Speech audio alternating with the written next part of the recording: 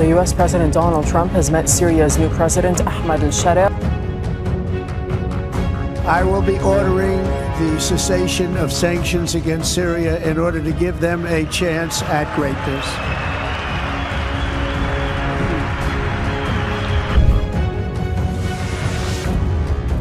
Kelly's telling me from Boeing it's the largest order of jets in the history of Boeing. That's pretty good, including the 40, so it's over $200 billion.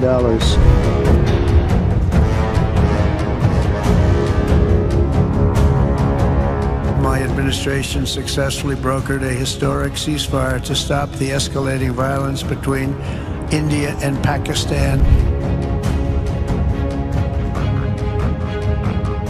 He's gone through periods of having no light in his cell.